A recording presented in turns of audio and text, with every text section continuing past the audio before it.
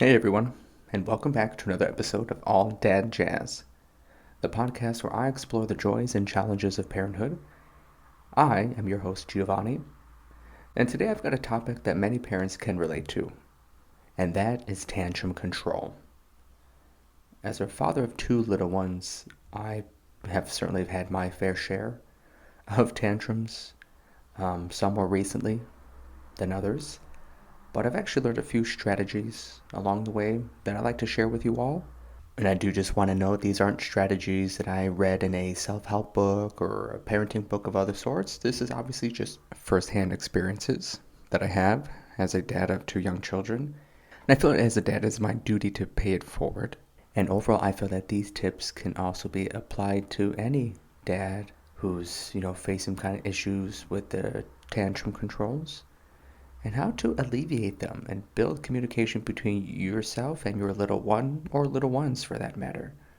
So, episode 13, let's get right into it.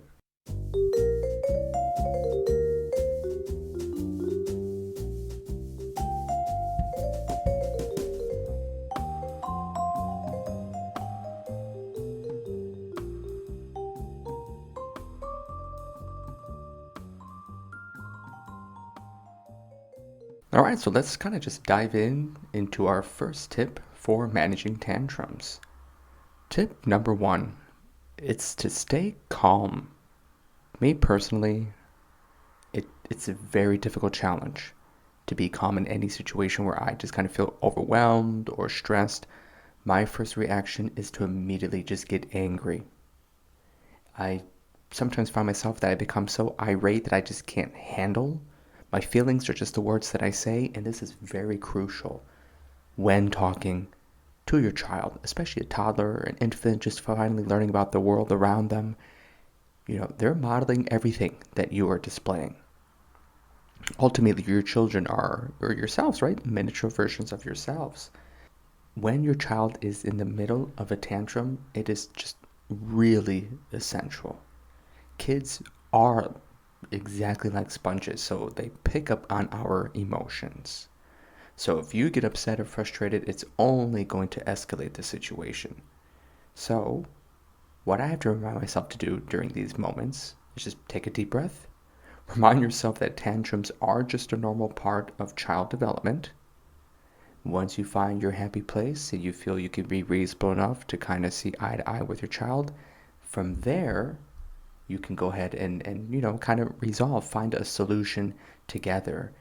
So my daughter, for example, will do something along the lines of having to sleep with a specific stuffed animal when she goes to sleep.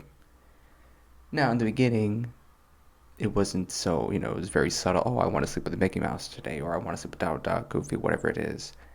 And there are times where she just can't find that specific animal. And, she'll kind of just throw like a little hissy fit, where she'll do like the stamping of the feet and, grabbing of the hair. And I always have to just kind of remind myself, like, hey, it's okay. We can find this animal later. Why don't you sleep with a different animal? Time will pass. We'll find it, whatever it is. It's always going to be greener on the other side. And sometimes it works, sometimes it doesn't. But you always remember, you have to stay calm. Screaming matches with your child won't solve anything. I know my first reaction was always just to kind of just yell and kind of just get my way, kind of just assess the situation, take complete control of it. Very like manipulative. That was my approach in the beginning, because that's just how I was raised. There was no talking things through. There wasn't none of that seeing eye to eye, not explaining my emotions. It was usually just be quiet, shut up, do as you're told. And as a dad now, it's my time to change that, change the way that, or change the steps in addressing tantrums and realizing that my child is kind of just like a mini human. So I don't need to speak down to them. I don't have to patronize them or make them feel less than. They are my equal. They are my flesh and blood. And I want them to feel that way, that they are loved, and that their dad is there to help them and talk through them through things. And I think it's a win-win in both situations. Tip number two, going off of that, it's actually validating their feelings. So it's very crucial to acknowledge your child's feelings, even if you can't always understand why they're upset. my child, I think, let's go with Gianno this time. He's only 18 months. He's barely learning to speak.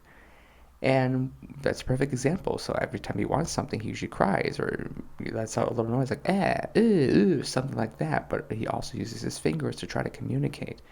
But if I feel that, or if we feels that we don't understand him, then he'll start becoming more aggressive, maybe start throwing things or hitting himself in his head, something of that sort. And I know he's trying to do his very best to try to communicate with us. And as a dad, I have to recognize this, that my child, is stressed. He's not able to express the things that he wants to say. And as his dad, I have to be understanding of that. It's my job to understand what's bothering him. But also, I have to let him know at the same time that I'm here to help. So let's move on to tip number 3, and that's offer choices. Sometimes tantrums happen because children want more control over their lives.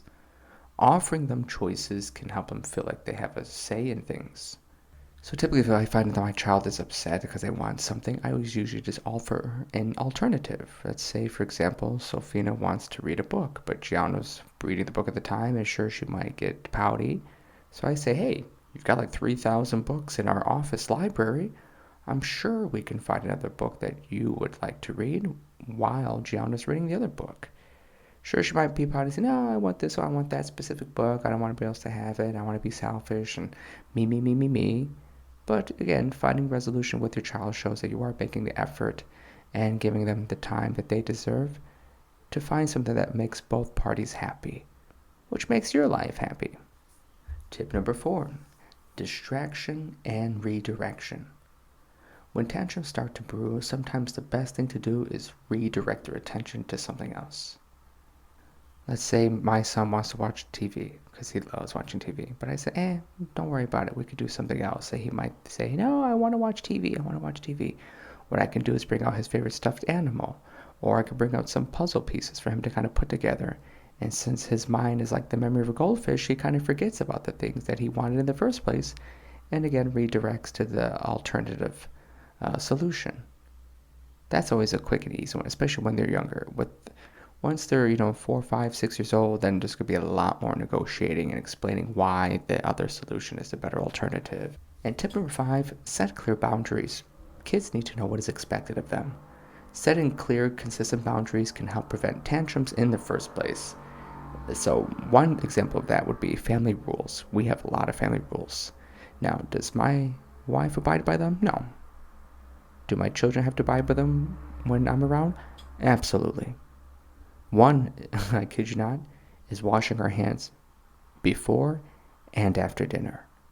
I'm very serious when it comes to washing hands. I don't like touching things that are greasy, oily. I don't like finding crumbs on the floor, nothing of that sort. I like a clean, immaculate home. So my kids know that after they finish eating their food, they have to wash their hands, they have to wash their mouths, make sure everything's properly dried, and they can go and play and do whatever they want to do. But it's good to establish rules. Structure is important in a family. Communication is key. I hope my tips have been extremely helpful. I hope you use them in your own lives. So remember to think before you speak. Try not to react on anger. And just remember, we get to shape the kids any way we want. So we want them to grow up to be good role models, good people in society, people who abide and follow rules, and also show care and sympathy towards others. That's my goal for being a dad. So I thank you all for listening. And if you ever need a reminder, just tune into our podcast for some more parenting inspiration. Thank you very much.